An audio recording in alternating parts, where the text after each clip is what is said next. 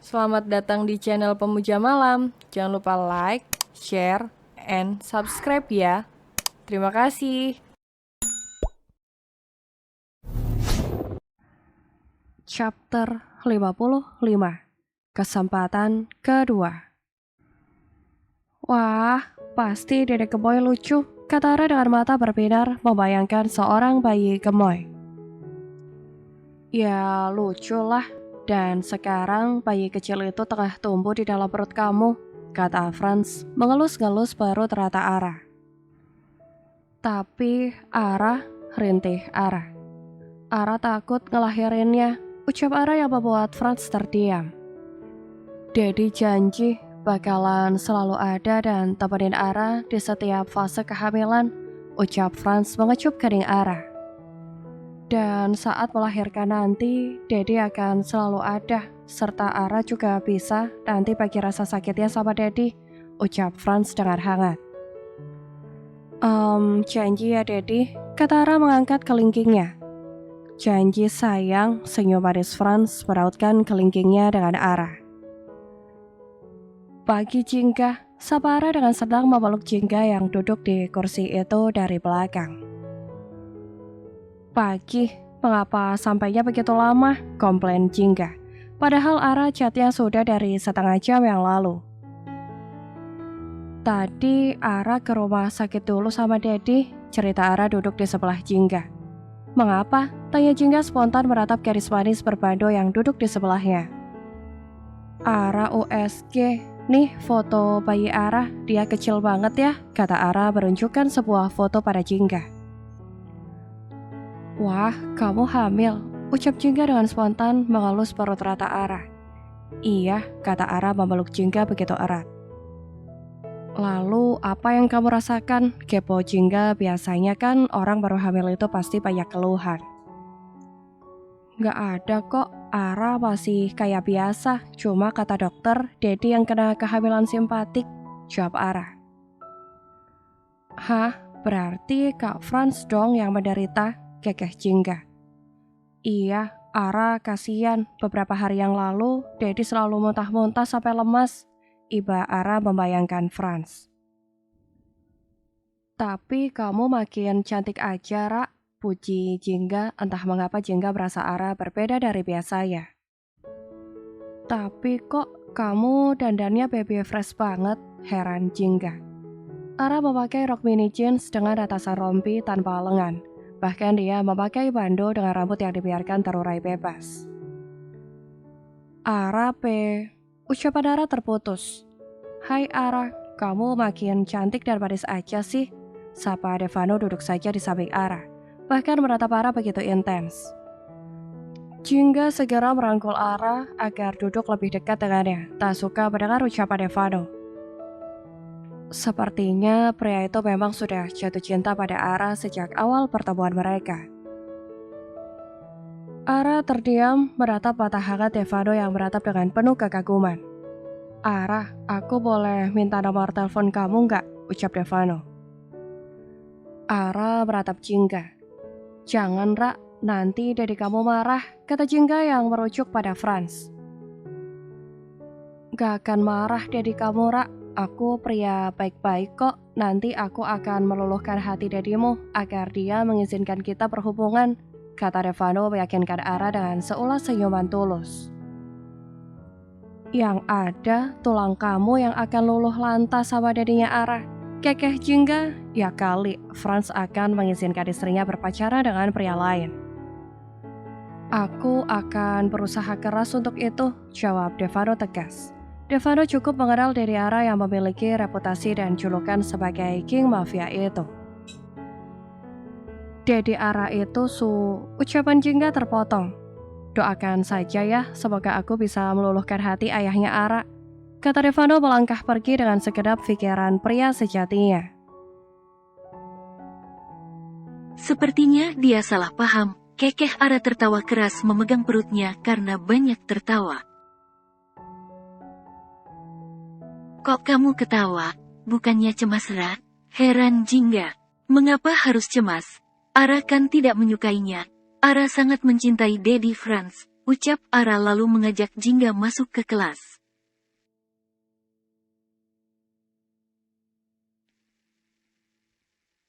Jingga, ikut aku ke kantor Daddy yuk. Kami ada kejutan untuk kamu, kata Ara dengan semangat sepulang kuliah di jalan menuju parkiran.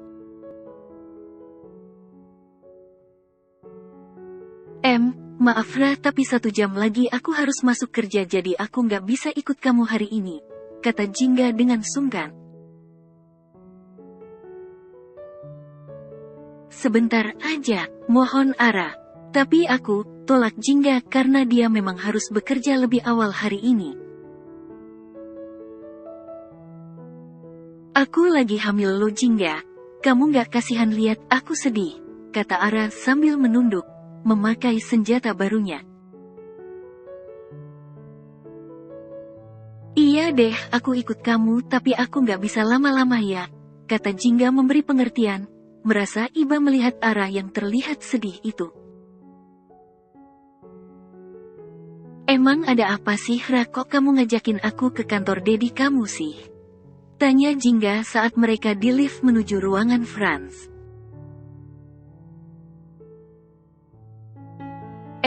Ayo Jingga, kata Ara tanpa menjawab berlari dengan senang menuju ruangan Franz.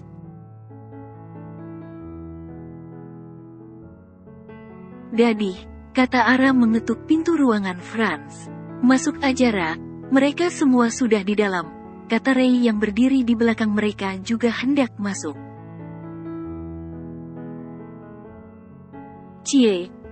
Goda Ara berbalik menatap Ray dan Jingga bergantian saat mereka berdua jadi salting. Nakal, tegur Ray mengacak rambut Ara. Ayok masuk calon pengantin, kata Ara terkekeh membuka pintu dan mempersilahkan Jingga dan Ray masuk seperti ratu dan raja. Franz geleng kepala melihat itu, ada-ada sajalah ulah gadis nakal itu. Hai, Daddy, muah cecece, kata Ara dengan senang memeluk Franz yang duduk di sofa itu dari belakang. Di sini tuh banyak orang jaga attitude, emosi Ziko melempar Ara yang masih memeluk leher Franz itu dengan bantal sofa.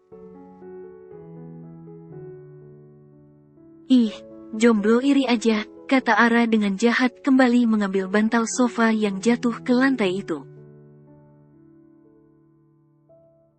Ayok duduk Jingga, kata Franz mempersilahkan. Sini, kata Franz dengan gemas memegang tangan Ara agar duduk di sampingnya. Ada apa ya Kak? Tanya Jingga setelah duduk apalagi saat menatap semua teman-teman Franz yang begitu banyak. Mengapa kelihatan buru-buru sekali?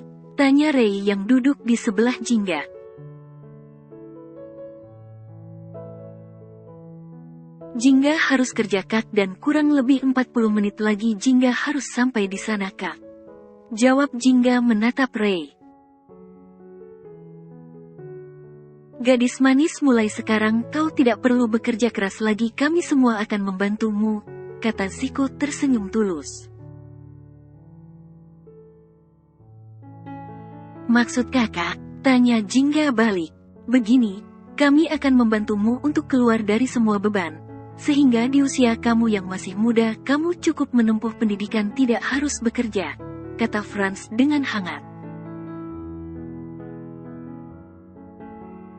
Dan ini adalah detail dana yang kami berikan untukmu, semoga bermanfaat ya, kata Ray dengan hangat memberikan selembar kertas pada Jingga.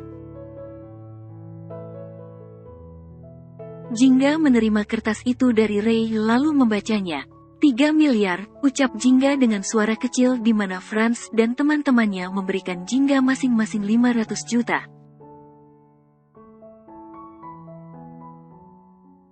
Iya, jadi kamu bisa menempuh pendidikan kamu dengan nyaman tanpa hambatan, kamu sudah cukup menderita dari kecil. Dan kami sudah menganggap kamu sebagai teman kami juga, kami tidak ingin kamu kesusahan, kata Ricard. Tapi, ucapan Jingga terpotong. Kami ikhlas memberikannya, kata Ziko. Jingga meletakkan kembali selembar surat itu di atas meja lalu tersenyum menatap Franz dan setiap teman-temannya. Terima kasih, kalian semua sudah peduli bahkan menganggap Jingga sebagai teman kalian dan memberikan uang yang jumlahnya tidaklah sedikit pada Jingga dengan ikhlas. Kata Jingga tersenyum lebar yang dibalas dengan senyum tulus juga oleh mereka. Jadi sekarang kamu bisa kuliah dan beli apapun yang kamu inginkan, serta kita punya banyak wantu buat main. Senang Ara memeluk Jingga.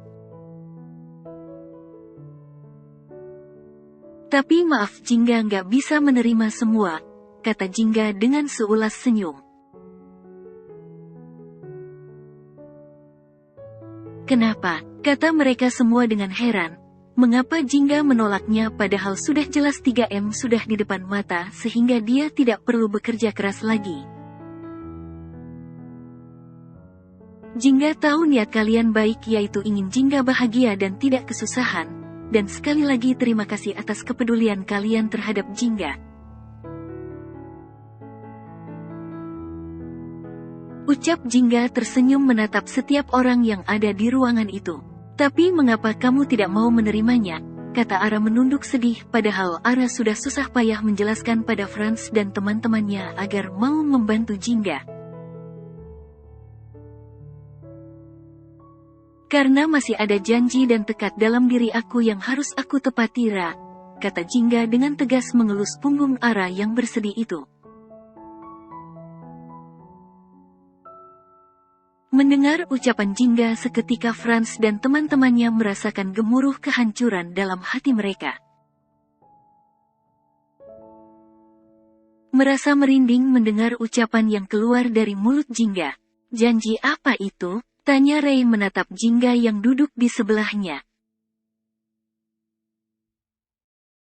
Janji pada diri sendiri yang dulu mulut Jingga ucapkan di tengah derasnya hujan dan tetesan air mata, bahwa Jingga juga harus sukses dan berdiri di atas kaki Jingga sendiri. Ucap Jingga meneteskan air mata saat ingat kejadian beberapa tahun yang lalu. Mungkin dengan menerima uang yang kalian berikan, Jingga memang bisa hidup berkecukupan dan menyelesaikan pendidikan Jingga tanpa beban. Sambung Jingga. Tapi apalah arti sebuah kesuksesan tanpa sebuah perjuangan? Karena sesuatu yang diperjuangan begitu keras itulah buah yang terasa begitu manis saat dinikmati, ucap Jingga. Tapi itu sangat sulit Jingga. Ara nggak mau lihat kamu kerja siang dan malam sementara Ara bisa membantu, kata Ara sebagai seorang sahabat. Aku ikhlas Ra, mungkin ini adalah takdirku dan aku akan menjalaninya, kata Jingga dengan tegar. Tapi kau terlalu muda untuk mengemban segala tanggung jawab, kata Mark merasa sesak saat mendengar ucapan demi ucapan yang keluar dari mulut Jingga. Tidak apa-apa Kak, Jingga sudah terbiasa hidup susah jadi kalian jangan khawatir bahkan berteman dengan kalian saja Jingga sudah bahagia, kata Jingga menghapus air matanya. Bukan Jingga menolak pemberian kalian tapi Jingga hanya ingin sukses di atas usaha Jingga sendiri. Agar nanti Jingga juga bisa bangga dengan kesuksesan yang menghampiri Jingga dari sebuah pengorbanan, kata Jingga.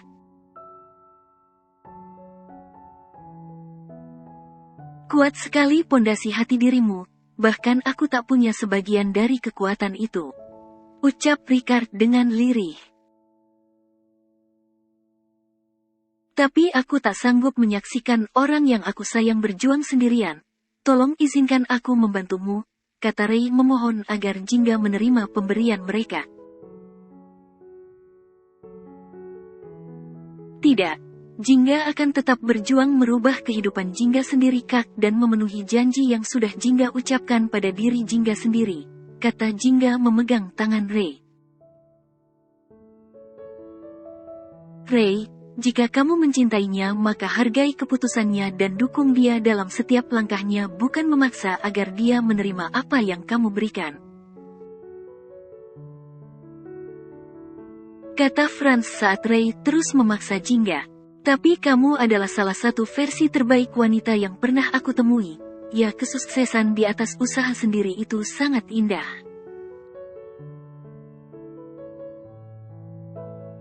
Jadi aku sebagai seorang pria mendukungmu dalam jalan yang kau pilih, kata Zico dengan seulas senyum.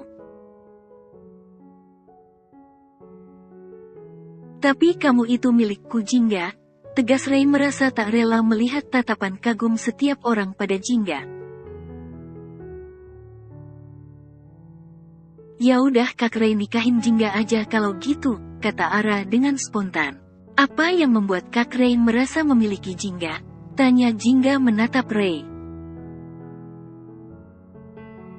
Cinta, Jingga, kau adalah satu-satunya wanita yang berhasil membuatku jatuh cinta sampai detik ini. Bahkan rasa cintaku padamu sanggup membuatku berhenti menyentuh wanita lain hanya dengan teringat wajah kamu, kata Ray dengan jujur.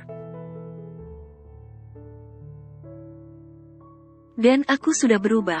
Maaf jika masa laluku membuatmu ragu padaku untuk memulai sebuah awalan baru masa depan.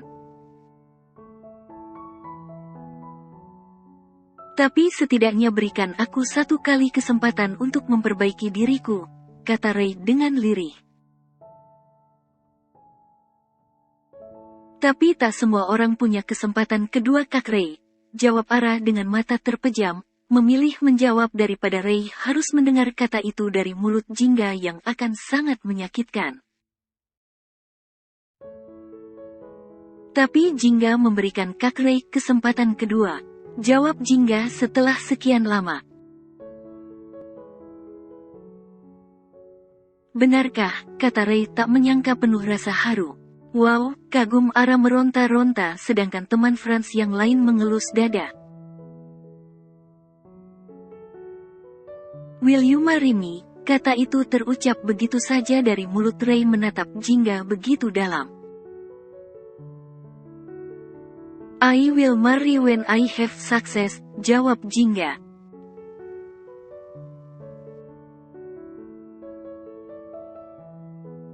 Dedi, Ara mau pulang udah malam. Rengek Ara yang duduk sendiri di sofa itu menatap Franz yang masih berkutik dengan laptopnya padahal sudah hampir jam 8 malam.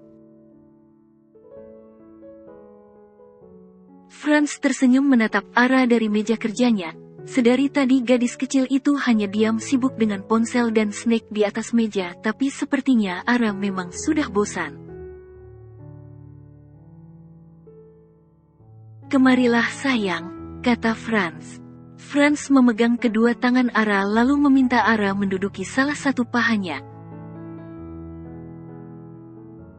Sebentar lagi ya, kata Franz dengan lembut memeluk Ara dan menyembunyikan wajahnya kepala bagian belakang Ara, menghirup aroma rambut Ara yang harum.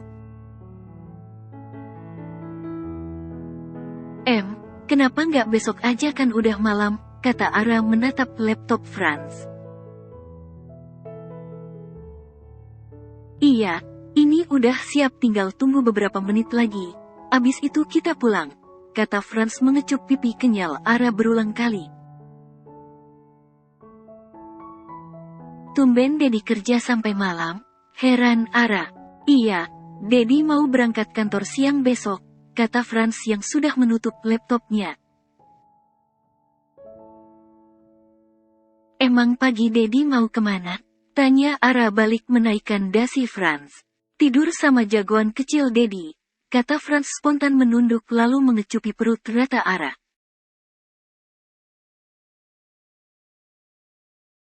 Ayo pulang, kata Franz langsung berdiri mengangkat Ara. Ara bisa jalan sendiri, kata Ara memeluk leher Franz yang menggendongnya. Diamlah Nyonya, kata Franz lalu sesampai di mobil Franz duduk di belakang kemudi dengan Ara yang masih duduk di pangkuannya. Ini tuan, kata pengawal memberikan selimut kecil pada Franz sebelum menjalankan mobilnya. Sekarang bobok ya, kata Franz dengan lembut menaikkan kedua kaki Ara ke atas kursi mobil lalu memiringkan Ara di atas pangkuannya. Bersambung.